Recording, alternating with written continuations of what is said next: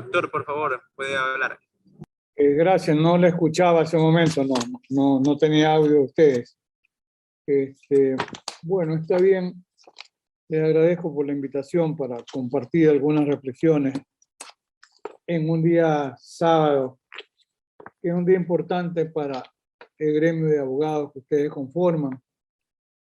Y es interesante la posibilidad que se presenta que haya un directorio que esté comprometido desde mucho antes de llegar al ejercicio del cargo a la actividad docente, algunos a la actividad académica. Y eso es importante. Eso marca de alguna forma la impronta de lo que debiera ser el trabajo, porque en esto tenía mucha razón ese gran jurista, el maestro Jorge Zavala Vaquerizo. Él decía que las instituciones no hacen a las personas, a los funcionarios, a los directivos, sino a la inversa. Es la calidad del funcionario del directivo el que va a enrumbar a la institución. Y esto tiene importancia con el trabajo que van a hacer ustedes, que vienen haciendo. Y de paso les reitero el compromiso que yo he planteado, que he propuesto. Yo tengo el encargo de dirigir una maestría en Derecho Penal con mención Criminología en la Universidad Católica, en la que estuve 40 años vinculado hasta mi jubilación como docente, pero en la que retorno a la actividad de posgrado. Y también tengo el compromiso con la Universidad de Guayaquil de dirigir una maestría que estamos que se apruebe en Derecho Penal y rehacer la actividad del Instituto de Criminología que me ha sido encargado generosamente por el doctor Tito Palma, el decano. Así que yo seguiré en la línea del trabajo académico y aprovecho, luego puedo olvidarme por el tiempo, porque a través del amigo Cristian Mora envío unos formularios que me sirven para llenar la parte final en esta propuesta de consolidar una maestría que será híbrida, porque habrán profesores de Chile, de Argentina, de España, de Colombia, de Perú, probablemente de México y de Ecuador. Así que la posibilidad ahora de contar en una línea virtual con profesores extranjeros, sin duda es un valor agregado en esa maestría. Luego Cristian les recordará para que llenen ese formulario que ya está diseñado con la identificación del abogado que hace ese trabajo, y le agradezco anticipadamente porque es parte, bueno, así es la burocracia incluso académica, que determina que hay que cumplir ciertos requisitos. Así que allí le dejo tarea. Y vamos a plantear algunas reflexiones que nos deben servir de nuestro comentario. Sé que el tiempo es corto, pero es importante destacar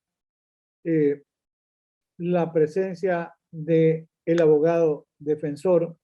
Me pareció interesante recordar la inviolabilidad del derecho a la defensa como una garantía constitucional y como una garantía convencional. Porque cuando nosotros miramos la Constitución Política del Estado Ecuatoriano, 75 habla del derecho a la tutela efectiva. Y si nosotros nos ponemos a recordar un caso como Carminiani Valencia versus Juez de Durán, del año 2009, allí un juez, este es el caso, había ordenado que continúe la sustanciación del proceso, pero había prueba no practicada, pedida, autorizada y no practicada. Como el juez insistió en ir a la audiencia de juzgamiento, porque era un tema de tránsito, interpone Carminiani una acción extraordinaria de protección, en la que incluso pide la medida cautelar, y efectivamente no continúa el proceso. Sobre esto, para que recuerden, muchos que sí lo conocen, la Ley Orgánica de Garantías Jurisdiccionales y Control Constitucional, que es después de Carminiani Valencia, tiene algunas inconstitucionalidades incluso que afectan la inviolabilidad del derecho a la defensa, y una es haber limitado las medidas cautelares. Porque, perdón, las medidas cautelares están en la Constitución, pero en la Ley Orgánica de Garantías Jurisdiccionales se la suprime cuando se trata de la acción extraordinaria de protección. Lamentablemente no ha habido la fuerza para reclamar esa y otras inconstitucionalidades, pero ahí está. Carminiani y Valencia versus Juez de Durán es un buen referente. Y en esta línea, en función del tiempo, el sistema interamericano, y sobre esto quiero dejar un tip que es importante. La buena formación del abogado y el que se quiera dedicar a los temas penales, que puede ser un fiscal, puede ser un juez, puede ser un defensor público o privado, puede ser un abogado acusador. Pero, ¿qué es lo que necesita tener y dedicarse a estudiar un abogado que quiera llegar a culminar una especialidad como es las defensas penales? Debe manejar bien teoría del delito, eso es importantísimo. Como yo digo a mis alumnos en clase, si no se maneja bien teoría del delito, ¿cómo diferencia un delito de un hurto, de un robo, de una violación, de un estupro, etcétera?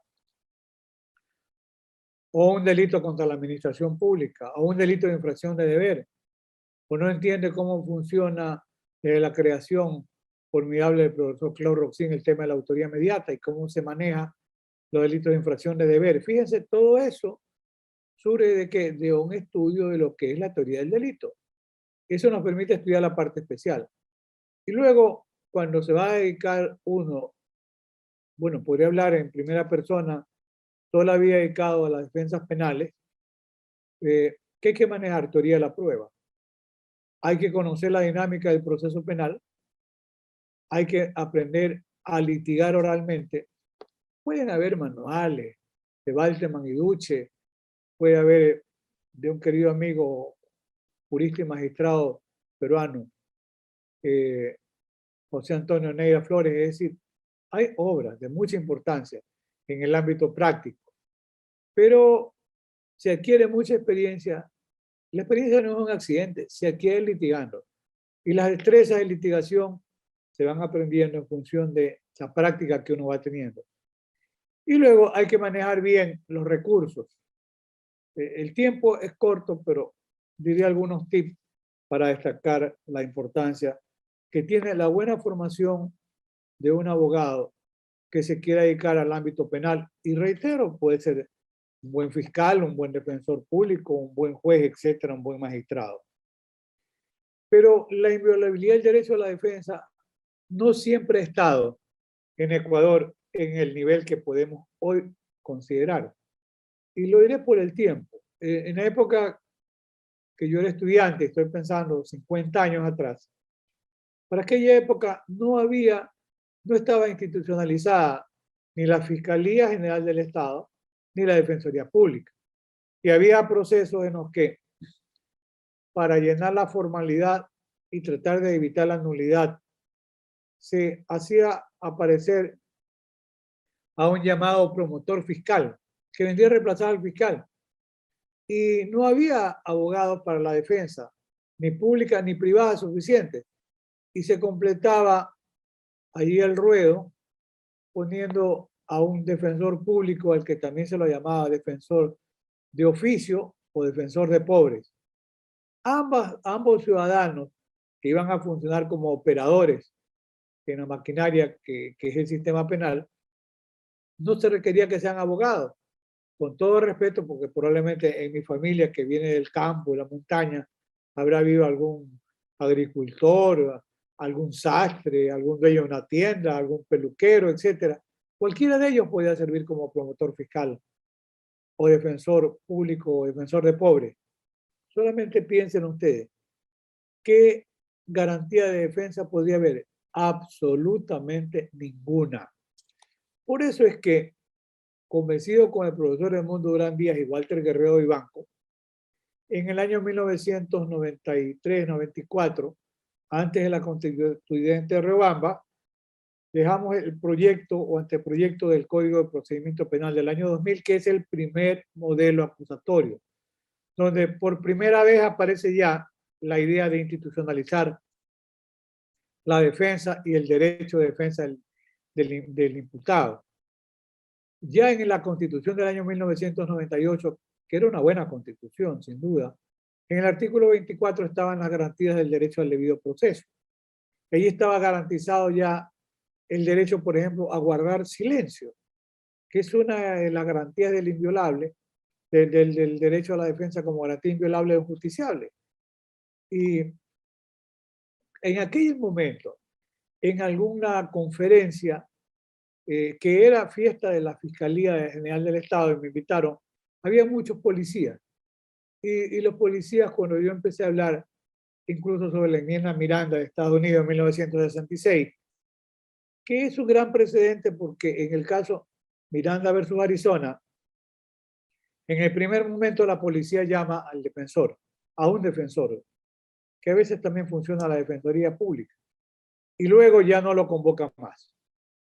Y la policía creyó que se justificaba con la presencia por una ocasión del abogado defensor, y ese es un caso emblemático porque en Miranda versus Arizona, en la Suprema Corte de Estados Unidos, ¿qué hace? Declara la nulidad del proceso por violación de la quinta y sexta enmienda. En Estados Unidos, las enmiendas son como los 10 mandamientos. Esas están, sin duda, estampadas en piedra, salvo en algún momento una sola enmienda. Estados Unidos tiene cosas muy interesantes. Una enmienda se crea para la prohibición del alcohol en 1919. 14 años después, en 1933, con el crecimiento de la mafia italo-norteamericana, se da marcha atrás, pero es la única enmienda que en Estados Unidos ha dado marcha atrás. Por eso es que la segunda enmienda se mantiene intangible y permite sin control la producción, la venta y el contrabando de armas. Entonces, ¿por qué? Porque la segunda enmienda está allí. Y Miranda versus Arizona, de paso les digo, Miranda tiene derecho a un nuevo juicio. El nuevo juicio no es que a Miranda lo absuelven, lo condenan, pero le garantizan el derecho a la inviolabilidad de la defensa. Nosotros arrancamos con esta propuesta ya con la Constitución de 1998. Y yo decía hace un momento, en esa conferencia había policías. Los policías se sentían un poco incómodos porque la gran pregunta era, ¿y cómo vamos a investigar? Y cómo, claro, alguien después me dijo en un tono más severo, porque usted, señor doctor, usted no tiene idea del trabajo de la policía, de nuestro sacrificio, de nuestras investigaciones, y ahora la van a echar abajo con el derecho a guardar silencio. Y me dice un derecho del justiciable si no quiere que no declare. Pero la Constitución a ustedes no les garantiza poner a un ciudadano boca abajo en un tanque de agua para que acepte que es culpable. Es un acto de tortura. Investigue lo que usted quiera. No quiere declarar, que no declare. ¿Cuál es el problema? Ustedes no pueden investigarlo torturándolo y negándole el acceso a un abogado defensor. Pero no ha sido fácil. Alguna época, un jefe que después llegó a ser incluso comandante de la Policía Nacional, en un distrito en Guayaquil, preguntaba y le decía a los investigadores, ¿a quiénes están pidiendo que lo atienda? Dice, ¿es abogado o abogada de uno que está preso? No, no lo atienda, dígale que no estoy ocupado. Ese era el trabajo. Y ojo, la Defensoría Pública también, en un momento dado, estuvo muy comprometida en no garantizar el derecho a la defensa. ¿Por qué? Porque el defensor público vio a una señora que ya se dormía hasta la madrugada, la tenía la policía, claro, la policía antinarcóticos, y le decía, doctora, vaya nomás a la casa a descansar, de mañana le llevamos las declaraciones para que la firmen, legitimando de esa manera el derecho a la defensa. No había garantía, pero las garantías estaban allí. Pero ese filtro de selectividad que sigue teniendo la policía sin duda, pues ha sido difícil poder enfrentarlo, haciéndole entender que existe la inviolabilidad del derecho a la defensa del justiciable. Pero hemos ido avanzando. Ojo, por ejemplo, en el tema de la defensa pública, la Constitución, el Código Orgánico de la Función Judicial habla de la igualdad de armas. ¿En qué sentido? No lo dice así literalmente, pero es el mensaje. Que tiene que contar con los mismos recursos. Yo digo, cuantitativos y cualitativos. En lo cuantitativo hay un desfase, en lo cualitativo no me corresponde a mí calificar la mala actuación de algunos defensores, no de todos, porque yo dije hace un momento, la presencia de una persona, y está bien por ustedes, en una institución, de alguna manera abre el canal de decir, esta institución debe trabajar bien porque tiene personas que la conforman que se van a dedicar de manera positiva a hacer esto. Y era lo que comentaba el doctor Zavala. Y esto tiene razón porque algún momento fue defensor público nacional Ernesto Pazmiño, que antes había trabajado con el sistema carcelario. Y Ernesto dio un ejemplo porque en principio se privatizó la defensa pública, les pagaban, no sé, 200 o 300 dólares a los abogados para que intervengan por caso, pero ese fue el inicio de un trabajo exitoso, porque con ese trabajo Ernesto Pazmiño de 18.000 presos se bajó a 12.000, 10.000, que revisando pues el abuso con la prisión preventiva, que es un tema central. Pero hemos ido avanzando en el reconocimiento del derecho a la inviolabilidad de la defensa. Sí, claro, porque la Constitución puede servir para bastante y a veces para poco. Aquí recuerdo dos expresiones, la una de maestro y amigo, el profesor Miguel Carbonell de la UNAM de México, que conversábamos, yo tuve el privilegio, porque mis estudios posgrados son de Derecho Constitucional, porque yo he sostenido que es importantísimo conocer bien la Constitución y ahora les digo, si alguien se quiere dedicar a litigar en el ámbito penal, tiene que manejar teoría del delito, teoría de la prueba, aprender a hablar en público, los recursos, etc. Y fundamental, estudiar las sentencias de la Corte Constitucional, que hoy en el tema de la garantía del derecho al debido proceso nos deja una siembra formidable. Lamentablemente se va el doctor Hernán Salgado Pesantes en un sorteo que él mismo saca por la ficha. Sí, le tocó, fue esta presidenta de la Corte Interamericana de Derechos Humanos. Él, su estudio de posgrado, lo hizo en la Sorbona de París para que no conozca un poco la historia. Está un poco cargado de años, pero muy lúcido y brillante. Otro gran jurista, Agustín Grijalva. Él es PhD, doctor en Estados Unidos, en México, y entiendo que estudió en Portugal con el profesor de Sousa, o sea, es cifras mayores a Agustín Grijalva, también le tocó por el sorteo, y el otro formidable, que es Ramiro Ávila Santamaría. Extraordinario. Ramiro Ávila es el jurista ecuatoriano que mejor maneja a Ferrajoli. Él lo cita casi de memoria, él ha estudiado la obra ecuménica de Ferrajoli. Y les tocó irse, pero reitero, creo que he estado en alguna actividad, en alguna conferencia con algunos de los jueces nuevos. Los jueces nuevos son extraordinarios en conocimiento, en capacidad, en probidad, en formación, lo cual significa para mí que la Corte, quienes han sustituido a los que lamentablemente se van, son juristas de excelente calidad. Y eso de alguna manera nos hace prever que va a haber, como ha sido hasta ahora, una gama de sentencias de la Corte Constitucional nuestra que marcan un derrotero.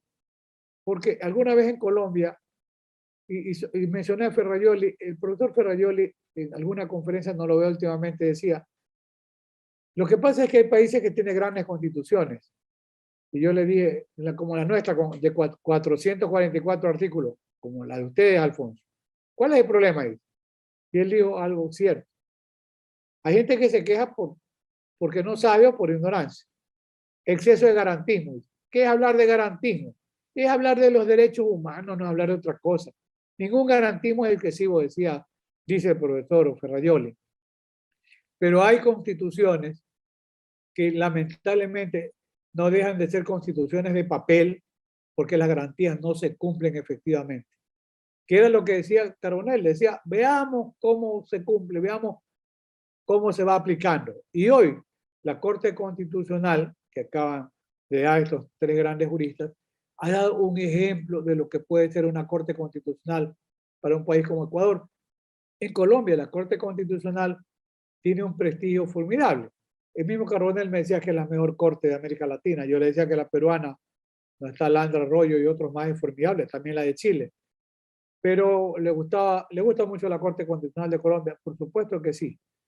Pero Ecuador tiene una gran Corte Constitucional y eso nos permite alumbrar. En Colombia, cuando la Corte Constitucional entraba a revisar, por ejemplo, fallos de la Corte Nacional, se producía lo que llamaban los colombianos, y uno lee Carlos Bernal Pulido, que estuvo en la Corte y ahora está en la Comisión Interamericana de Derechos Humanos, hablaban de choque de trenes, grandes instituciones, claro, Corte Constitucional, una Corte Suprema que había juristas como, por ejemplo, el mismo Alfonso Reyes Chandía, era el choque de trenes.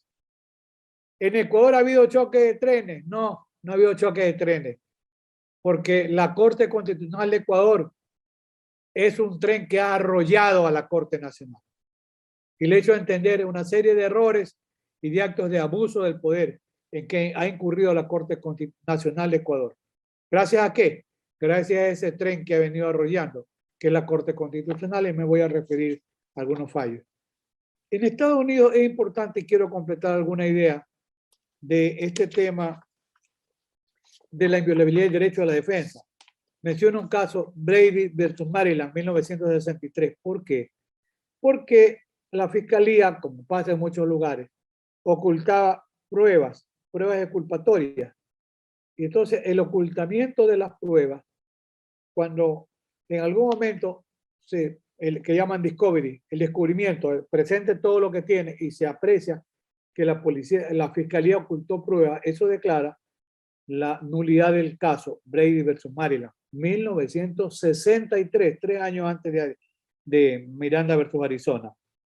Y hay un tema, menciono uno solo más para ilustrar, Strickland versus Washington, en 1984.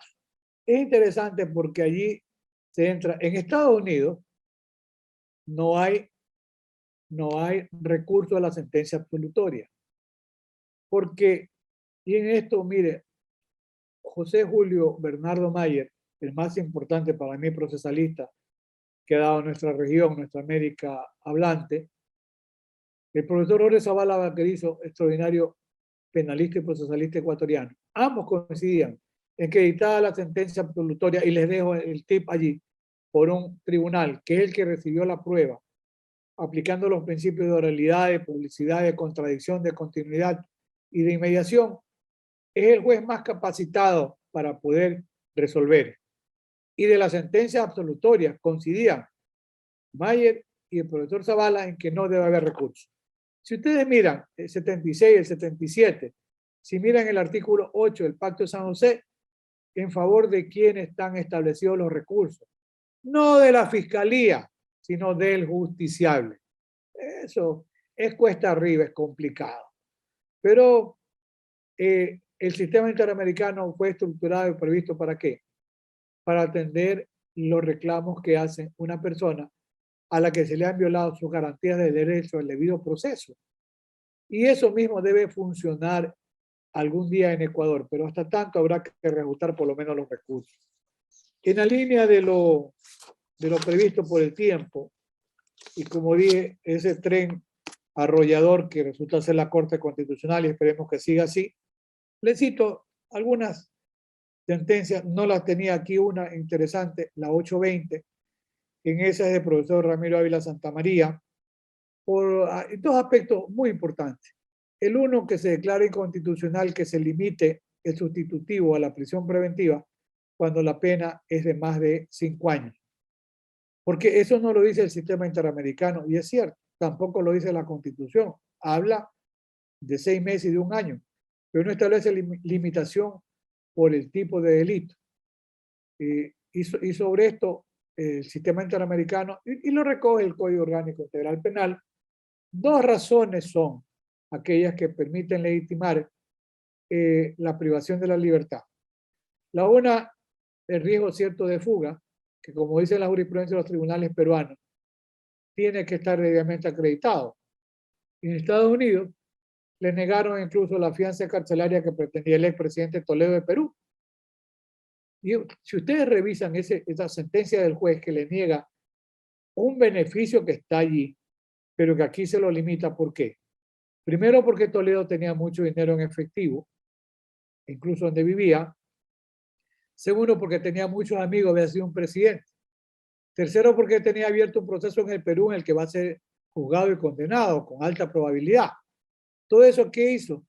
Aún ofreciendo $1.000.000, que un juez norteamericano diga, hay peligro cierto de fuga. Eso es actuar con criterio de racionalidad y no de abuso de poder. Aquí los fiscales dicen, peligro de fuga, sí, pero tienes que justificarlo. ¿Por qué el peligro de fuga? Y lo otro, la obstaculización procesal. Es decir, que tienda esa persona, antiguamente se hablaba de borrar las huellas del delito, atemorizar a los testigos, no sé, comprar a peritos, pero un poco que obstaculice la actuación de los jueces. O sea, el riesgo de obstaculizar y la posibilidad cierta de fuga es que no hay otros presupuestos. Eso lo dice el sistema interamericano, lo rescata Ramiro Ávila Santamaría en la 820, y además dice algo que es interesante. Los jueces ecuatorianos y los fiscales se han inventado la necesidad de que un justiciable justifique el arraigo. ¿De dónde se sacan eso? Y yo le agrego, yo lo aprecio mucho a Ramiro Ávila, por supuesto. Él me llevaba como profesor a la Andina Simón Bolívar de Quito cuando él dirigía el posgrado y yo daba la prueba en el proceso penal. Y él dice, el arraigo, como yo le agrego, es criminalizar la pobreza. Porque si alguien tiene un Mercedes, un Lamborghini, una casa, qué sé yo, en el sitio más caro de Quevedo, Bahoyo, en San Borondón, en Miami, y tiene 5 negocios, tiene derecho al arraigo social. Pero una expresión, el otro que está jodido es pobre, como dicen los montubios en nuestra tierra es chiro, tiene trabajo, no tiene, no es dueño del negocio, no tiene casa, pues alquilando, no paga el arriendo. Está jodido por ser pobre. Se le niega el derecho al arraigo, que es lo que en el fondo dice Ramiro Ávila Santamaría. Y ojalá que los jueces hayan entendido, estén aplicando bien el tema de la inexigibilidad de un requisito que es inconstitucional como el del arraigo. En la sentencia 1158, este es de octubre del 2021, 1158-17, y el juez que hace la ponencia es Ali Lozada. Ali Lozada Prado es muy joven, 40 y pico de algo años más. Él se formó en la escuela de Alicante con el profesor Don Manuel Atienza, tiene un doctorado en Derecho Penal de Nuevo de Buenos Aires. O sea, Ali Lozada, y le digo Ali porque él es menor que yo, es un gran jurista, formidable, un gran profesor, un gran docente y un extraordinario juez. Qué honra para la Corte Constitucional de Ecuador que Ali Lozada Prado sea el presidente. En esta sentencia, que es de garantía de motivación, es interesante, es una sentencia no tan larga, pero sugiero leerla porque se establece. Recuerden que antiguamente decía la Corte Constitucional, hablaba como para efectos de considerar que se cumplía con el 77, la letra, el numeral 7, la letra L de la Constitución, que dice las resoluciones de los poderes públicos deberán ser motivadas. No habrá motivación si en la resolución no se anuncian las normas o principios jurídicos en que se funda, que son los presupuestos jurídicos, y no se explica la pertinencia de su aplicación a los antecedentes de hecho, que son los presupuestos fácticos.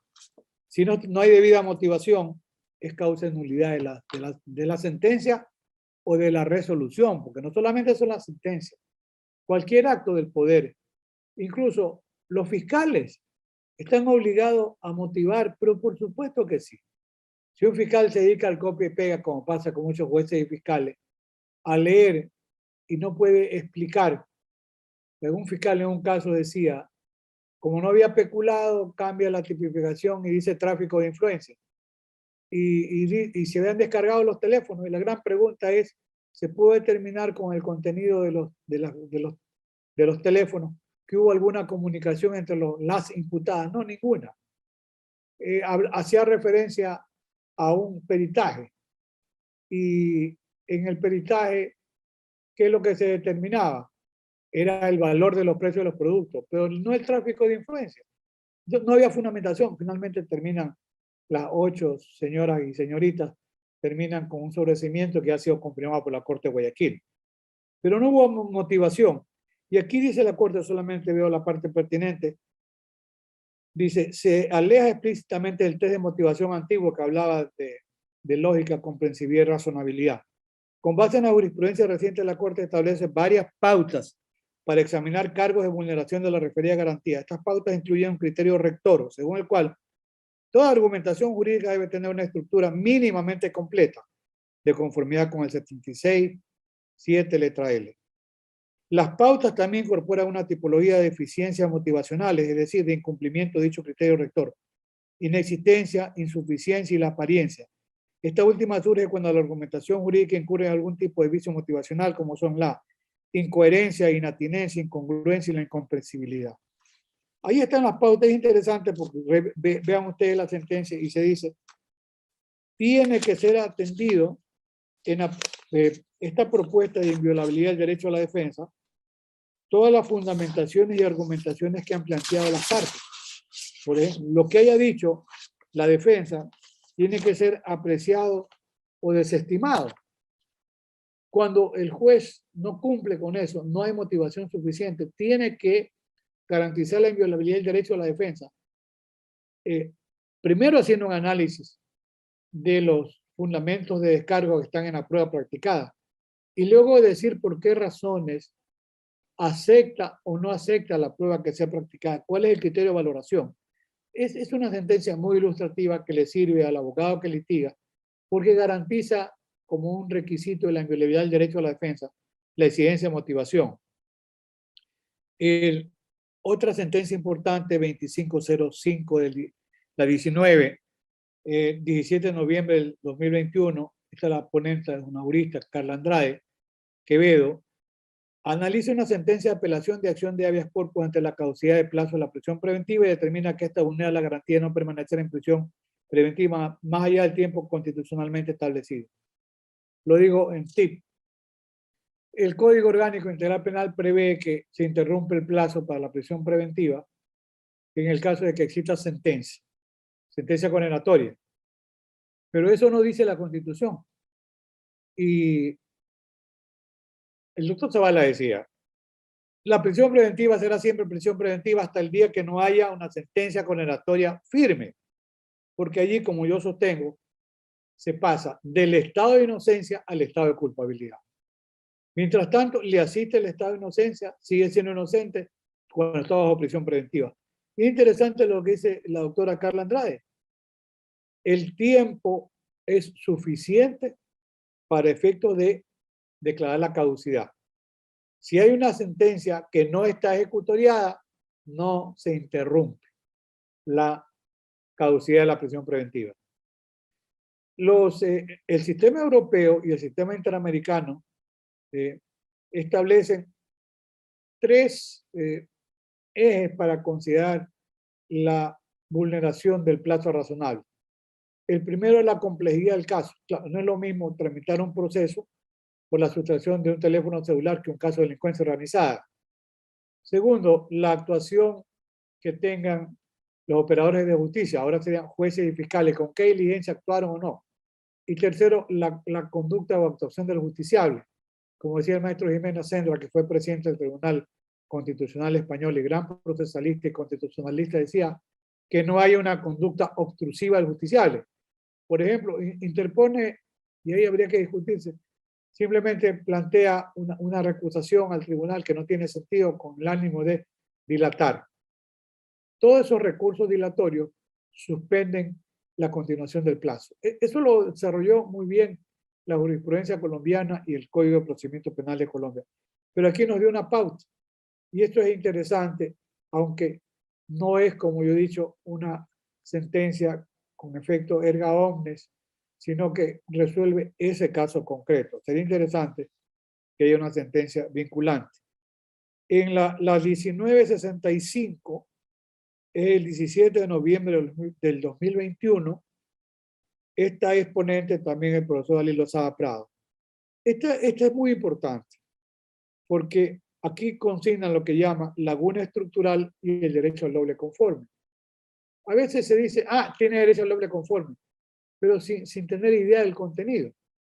A ver, habíamos mencionado hace un momento que estamos en la línea de que cuando hay una sentencia absolutoria debe concluir el proceso. Pero tenemos nosotros derecho, está previsto a los recursos. Veamos la sentencia condenatoria de primer nivel contra el justiciable. ¿Tiene derecho a interponer recursos? Sí. ¿Qué es lo que busca con la interposición de la apelación? Acceder al derecho al doble conforme, que haya otro tribunal que confirme el estado de culpabilidad. Entonces, doble conforme de culpabilidad. Pero en Ecuador sucede que declaran, reconocen el estado de inocencia, es una sentencia de primer nivel, apela a la fiscalía, y ese es el caso que aquí se resuelve, laguna estructural y doble conforme. Apela a la fiscalía, el tribunal de alzada le impone una condena. Y de lo que resuelve el recurso de apelación, no hay una nueva apelación. Y lo que cabría era un recurso de casación. Interponen la casación. Y en ese invento perverso que en algún momento tuvo la Corte Nacional, crear un filtro de admisibilidad de la casación que vulnera pues el derecho de defensa. Si hasta la casación de oficio debieran sustanciarla, no ser vagos, y una vez que ha terminado el proceso, resuelvan lo que quieran, pero se crearon con una resolución interpretativa inconstitucional, como ha sido declarada en otro fallo de la Corte Constitucional de Ecuador. Este filtro de selectividad, como ahí está lo que dice el profesor Ferrayoli, perfecto Andrés Ibáñez, decía el maestro Carbonell, que es el mejor juez del Tribunal Supremo Español, perfecto Andrés Ibáñez, ambos van en la línea de decir, cuidado, buscando el eficientismo penal, que eso, un filtro de admisión para inadmitir la mayor cantidad de casos. Es muy eficiente. Sí, sacrificando el garantismo penal. Hay que estar prevenido. Y entonces, en esta sentencia de laguna estructural, ¿qué es lo que se establece? Porque después de la apelación presentó la casación y con este argumento perverso de la Corte Nacional inadmitieron la casación, fin de la historia. Dicen los Montuyo, mi tierra se quedó jodido los justiciables. Y por eso en esta sentencia 1965-18 del 17 de noviembre se dice, la Corte declara la vulneración del derecho al doble conforme originada en una laguna estructural consistente en la omisión del legislador de instituir un recurso procesal apto para garantizar el derecho al debido proceso cuando la condena penal se da por primera vez en segunda instancia, en el recurso de apelación. En consecuencia, la Corte habilita con efecto interparte un recurso a ser regulado por la Corte Nacional de Justicia que garantice el derecho al doble conforme en el indicado supuesto hasta que el legislador cumpla la orden también emitida en esta sentencia de colmar la referida laguna. En conclusión, le reconoce la Corte Constitucional el derecho de este ciudadano a que él pueda apelar de la sentencia absolutoria emitida por el Tribunal de Apelación para que exista derecho al doble conforme. Es una laguna, sí, eso tendrá que ver cómo lo soluciona por ahora la Corte Nacional hasta que la Asamblea haga la reforma y establezca el derecho al recurso cuando la sentencia condenatoria se produce en apelación. Formidable. Pero hay un tema interesante que tiene que ver con la garantía de la defensa técnica y actividad de los jugadores y jugadoras. Esta es una sentencia en la que es ponente también Ali Lozada. Es la 2195-19. Curiosamente tiene la misma fecha, el 17 de noviembre del 2021. No lo veo hace un tiempo allí, él es formidable, yo lo aprecio y lo quiero mucho para decirle, usted no duerme, querido amigo, porque son del mismo día dos sentencias formidables. Esta, defensa técnica. Y aquí se viene a ratificar que no es suficiente tener un defensor. Este ya es un sablazo que va hacia todos los abogados que nos dedicamos a la defensa. En el Perú, los tribunales y la Corte Nacional Peruana, con buen criterio, ¿cómo se garantiza la inviolabilidad del derecho a la defensa? Contando con una defensa eficiente. El artículo 8 del Pacto San José, que tiene este cúmulo de derecho a la defensa, establece la garantía del justiciable a contar con adecuado defensor. Y hay casos en los que se produce un encontrón entre el juez o en la misma corte con el abogado de la defensa. Señor, usted no está cumpliendo. Su defensa no es técnica, por favor. Dedíquese a defender. Y hay casos en que se han suspendido las audiencias para que se nombre otro defensor. Y otros casos en el Perú donde se ha aclarado la nulidad. ¿Por qué? Por una mala defensa y derecho a un nuevo proceso. Eso es interesante. Dije, es una suerte de latigazo al abogado defensor. Y está bien, porque en esta sentencia, la presente sentencia dice, establece que la garantía de la defensa técnica prevista en el artículo 76, numeral 7, literales A, B, C, G y H de la Constitución exige que la calidad de los servicios previstos por un abogado debe asegurar el ejercicio del derecho a la defensa del defendido, garantía que en el caso concreto ha sido violada debido al desempeño negligente del defensor público y la falta de tutela por parte del juez de la causa. Voy a recordar de estas sentencias el tema que en el derecho a la apelación, ¿qué tenemos nosotros en un momento dado? que en Ecuador el Código Orgánico Integral Penal le permite al juez que module, que establezca, que determine qué tiempo tienen para intervenir las partes. En los asuntos de tramitación compleja, muy delicada, a mí me ha tocado incluso en Corte Nacional, bueno, algún momento me dieron 25 minutos, que era bastante, pero en otro momento le dan 15, a veces le dan 10, para la réplica le dan 5. Cuando la Constitución dice que debe contar con el tiempo suficiente para hacer efectivo el derecho a la defensa. Y eso también lo ha reconocido la Corte Constitucional. En este fallo es interesante, porque se analiza la deficiente actuación del defensor. Y se declara la nulidad con el derecho a un nuevo proceso. Y se le llama la atención al juez, que el juez no cumple como juez de tutela el 75, dice que en ningún caso quedará en indefensión. Esto es un mensaje para los jueces, o sea que los jueces ya tienen una herramienta que surge de esta sentencia, de decir, si hay una inadecuada defensa, si usted no está preparado, pues que nombre otro defensor. Tampoco darle 15 minutos y llamar la noche anterior o la media hora antes al defensor público. Eso es violar el derecho a la defensa. Mire, en los casos en Estados Unidos, Strickland versus Washington de 1984, lo dejé para concluir con esta idea. En Estados Unidos, y yo decía, una sentencia absolutoria en Estados Unidos no se puede revisar. Una sentencia condenatoria, sí, pero en casos excepcionales. Un caso excepcional sería que se viole la sexta enmienda. La sexta enmienda garantiza el derecho a la defensa. Hay un caso formidable que es Strickland versus Washington. Strickland, ¿qué es lo que dijo? Que él había sido condenado por una mala actuación del abogado defensor. Y eso llega hasta la Suprema Corte de Estados Unidos. Y la Suprema Corte de Estados Unidos, el juez ponente, el juez O'Connor, en que es la época del famoso juez Warren, estableció una prueba de 2 partes o protocolos para estudiar la actuación del abogado. El desempeño del abogado, si cayó por debajo de un estándar objetivo de razonabilidad. ¿Qué diligencia tuvo el abogado? No fue diligente, fue vago, no sabía, se improvisó. El desempeño del abogado da lugar a una probabilidad razonable de que si el abogado se hubiera desempeñado adecuadamente, el resultado hubiera sido diferente. Fíjense, no es tan sencillo, pero la Corte norteamericana ya ha resuelto un estándar para determinar la actuación del abogado, si viola o no la sexta enmienda. Les digo de paso, ahora con el avance de las neurociencias, formidable, y se recurre en los casos que maneja el proyecto de inocencia, en 20 años tiene alrededor de 800 personas liberadas, porque a veces la vulneración del derecho a la defensa en los últimos años, 20 años, la presencia, por ejemplo, de una prueba de ADN que no se practicó. Y como decía el profesor Tarufo, la prueba infalible, dice el profesor Tarufo, yo concuerdo con él, falleció hace apenas un año por allí.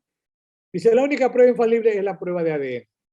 Y además yo le agrego la de ADN que es en sangre, porque en pelo es cuestionable, lo ha dicho el FBI en algún momento, en algún estudio. Y es interesante porque una persona que tiene problemas mentales, que se supone que tiene problemas mentales, puede tener malformación cerebral, etcétera, un asesino en serie, un violador en serie. ¿Qué es lo que le plantea el proyecto de inocencia? Podemos tomar su caso y vamos a revisar, acudiendo al examen neurocientífico, y ahí utilizan la sexta enmienda. El abogado no solicitó una prueba neurocientífica pudiendo hacerlo. Entonces dice, ¿qué va a ganar? Bueno, no lo van a condenar a la pena de muerte, puede quedarse por vida en un recluido. Va con asistencia del proyecto de inocencia, se hace un examen de tomografía computarizada y pueden determinar, por ejemplo, que un tumor cerebral vendría a explicar esa conducta criminal. Es extraordinario lo que puede hacer el avance científico y la utilización racional de la sexta enmienda. Y para concluir, hay una sentencia interesante también muchas son interesantes. 8 de diciembre de 2021, 8/19. He acumulado algunos casos, la ponente es la doctora, los que la conocemos le decimos con mucho cariño y respeto, Teresita Núquez Martínez, Teresita Núquez Martínez. La sentencia declara la inconstitucionalidad por la forma de la resolución 10.215, a la que me refería hace un momento, emitida por la Corte Nacional de Justicia, del 5 de julio del 2015, publicada en el registro oficial 563 del 12 de agosto de 2015, que era aquella sentencia, aquella resolución famosa que estableció el requisito de admisibilidad de la casación. Ya fue declarada inconstitucional. Ahora tienen que dedicarse a trabajar, tienen que tramitar todos los casos, vean cómo lo resuelven, otra cosa. Por conexidad se declara la inconstitucionalidad del Código Orgánico Integral Penal por no contemplar un recurso idóneo para garantizar el derecho al doble conforme a los procesados en juicios penales cuando la primera condena es dictada en casación. Dos conclusiones extraordinarias de esta sentencia de la profesora Teresita Nogué. Extraordinario. Primero, inconstitucional ese filtro, el tapón que ponía la Corte Nacional para impedir la casación. Formidable. Ahora tienen que trabajar. Tienen que admitirlo, sustanciar el recurso y resolver. Incluso pueden hacerlo de oficio. Dos, también extraordinario. ¿Qué pasa? Sentencia absolutoria de primer nivel. Apela a la fiscalía. En segundo nivel confirman la absolución. Y había una propuesta en el Código Orgánico Integral Penal de que en dos sentencias absolutorias ya no debiera haber recurso. Pero quedó así como está hasta ahora. Hay casación. Y va en casación la fiscalía y viene la Corte Nacional, revoca la sentencia absolutoria confirmatoria de la de primer nivel y lo condena. ¿Qué pasa ahí? No hay recursos, pues. Disculpen, el preso se queda jodido. Bueno, ahora tiene la Corte Nacional que establecer el derecho al doble conforme. ¿Mediante qué?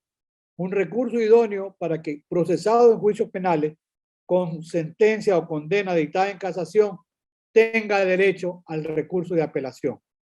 Extraordinario, extraordinario.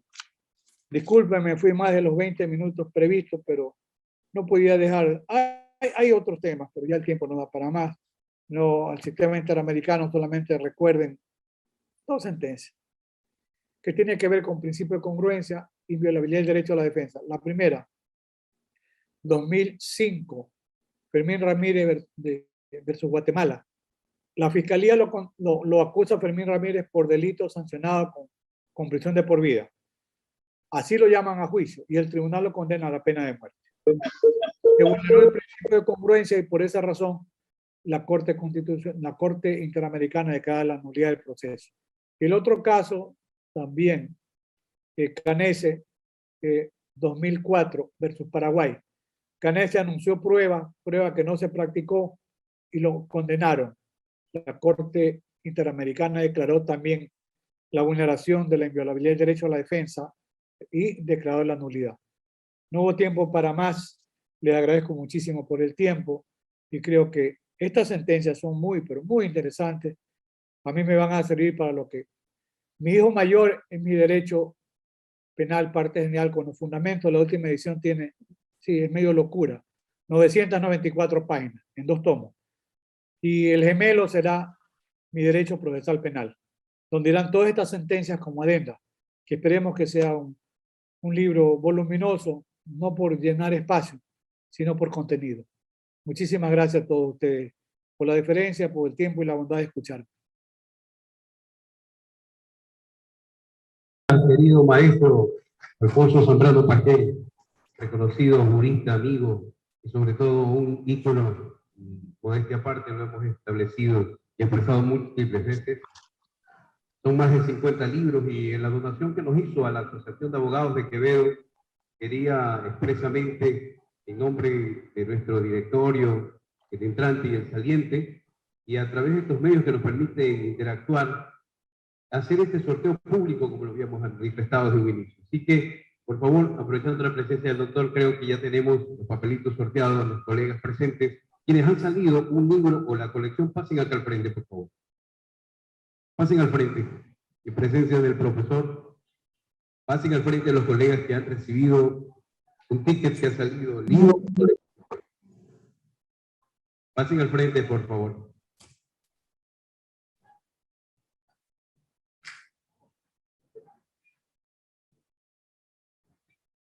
Delante de nuestras cámaras está observándonos el maestro Alfonso Zambrano. Pónganse aquí de frente, vamos a hacer entrega formal de esta obra.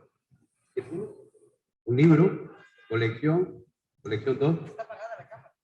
Es aquí, pero ya se ve. ¿Salió? Un libro. Es que si ahora aquí. ¿Qué más, por favor? Son 5 papelitos. Sale el eco. Están premiados el día de hoy. Nuestra clase abogadil de la ciudad de Quevedo, de la provincia de la provincia de Los Ríos, de la República de Ecuador, y para quienes nos están siguiendo en estas transmisiones en vivo, queremos expresar este agradecimiento, y va a hacerlo de forma general nuestro presidente de la comisión académica. Ponle el tipo de vista, ponle en cuadrícula. Bueno, gracias a este aporte académico del doctor Alfonso Serrano Pasquel, ¿Cómo te digo? autor de 55 libros, tanto han enriquecido a los colegas abogados. Quiero expresar nuevamente el agradecimiento al doctor Zambrano por tan brillante conferencia sobre temas tan importantes. Un tema tan importante como es el congelador que tenía la Corte Nacional de Justicia en inadmitir los recursos de apelación. Doctor Zambrano, expreso mi agradecimiento una vez más por su formidable e importante profesión. Y gracias por este aporte con los temas suyos, con los libros suyos, que van de una u otra manera a enriquecer cada día más a los colegas abogados del Cantón Quevedo. Muchísimas gracias. A usted es muy reconocido. Mi página web está a la disposición de ustedes. Hay alrededor de 20 libros míos en formato digital, no cuesta nada bajarlo. Y como dicen los juristas españoles, mis amigos, es un verdadero portal. Así que la tienen a la disposición también. Muchísimas gracias nuevamente, Cristian.